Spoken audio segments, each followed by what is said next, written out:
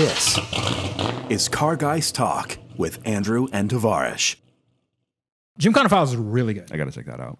It's the entire story of Brian Scotto, who's a director of Gymkhana videos, and Ken Block. And Ken goes through all this. Like they go all over the world. Gymkhana 10 is what they're filming. And for those of you who don't know what Gymkhana is, Where have you been? Where have you been?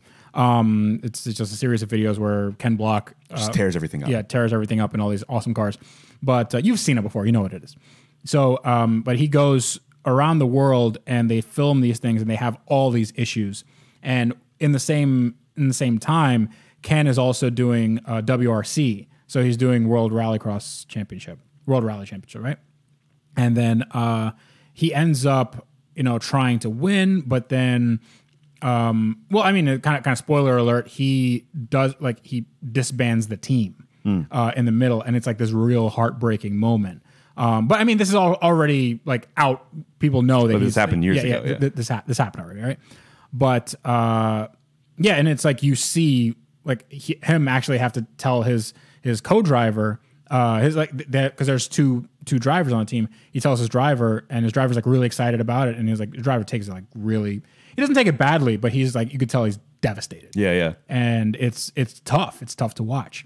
And the same thing is like when they go to Detroit and or LA rather, and they're filming in this warehouse where they have this cool sequence where they have the Ford Escort Cosworth, and number one, they blow an engine, and I might be giving away a little, but it's fine.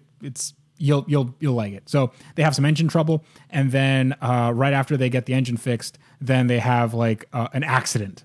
And then and that's when that's when the episode ends, and Brian's like, I'm done. I'm done. I can't do this anymore. Type of like reality show drama. Sure, yeah. But it's really good. I think they're gonna have some more episodes, but I've watched all of them, which is I think 6 so far. It's very, very good. I got to check that out. Yeah. And then after that, I actually rewatched some of the Gymkhanas. I realized that I haven't watched the last one, the Gymkhana 9. Oh, really? I haven't. Yeah, I didn't see it until yesterday. Oh man, it's so good. And it's good. The thing that I didn't really like, I thought that was sort of more of the same. What I really liked, I liked 7 a lot. Is that the London one? No, 7 is I think 8 was a London one, but 7 was the one where they wilded in the streets of L.A. Oh, with the unicorn. With the unicorn. Yeah, that's unreal. So I think it has almost 100 million views. That thing is so. First of all, they closed off all of LA essentially, like some of the most busy intersections in the world, and they closed it off. And they did some crazy stunts. They had these hydraulically, the low riders, yeah. And he's like doing donuts, underneath the low rider. And that sort of stuff is insane. Also, that's the first time they introduced the Unicorn, which is a 1965 Mustang with like 800 horsepower and all-wheel drive and all this stuff. And it's this crazy sounding engine. So that's probably my favorite. And then there was another one where I think 5 is another one I liked. The San Francisco one? Yeah, San Francisco one. Yeah, those the San Fran and the LA, those are my two favorites. Yeah, I think 9 was it felt good. Like it was good. It was very, very well done, like they all are. There's no bad ones, but I think this was kind of like we've seen a lot of this stuff. Sure. And I think that when you watch Gymkhana Files, like they realize that they know this, like they peaked, yeah. Yeah, like no, but there's only so many things you can do with a car. Yeah. Like, within like sanity and within reason. Right, but I mean, if you look at some of the stunts that they're doing. Oh yeah, absolutely. Like the first sequence is on ice and it's insane. Like they really do a lot of stuff, but they realize like they have a formula and it's been working really hard, really well for them. But on Matt Farah's podcast on the Smoking Tire, Brian Scotto was on, and he said that like he doesn't think that there's going to be an 11. Like he just thinks that they should be able to go out on top, and that's it. But I think that this last one they're trying to make it, bring out everything that they can, and then that's it, and then that's going to be it. I just want to see Rob Dyrdek on a Segway with a paintball gun again. Yeah, that was real good. But just a lot of people don't understand. Here's the thing: when they saw Gymkhana first, when they saw the first one with the Subaru STI, I think it had an 04, and that was basically a stock car. Yeah, it didn't even have a roll cage or nothing in it. It was literally just a stock car. I think maybe some modifications or something. And Ken's just doing this insane, drifts and slides and stuff. They didn't know that it was going to do this well. But again, like a lot of that stuff, people got desensitized to it. Yeah. And then they go like, oh, second, third, fourth, fifth, sixth. And they go, oh, well, it's not that big of a deal. But if you're there or if you're in the car, that amount of send-itness that amount of stick-to-itiveness, right, is insane. Yes. Like you can't. That's the speeds that they're going and the amount of noise and smoke and all that stuff.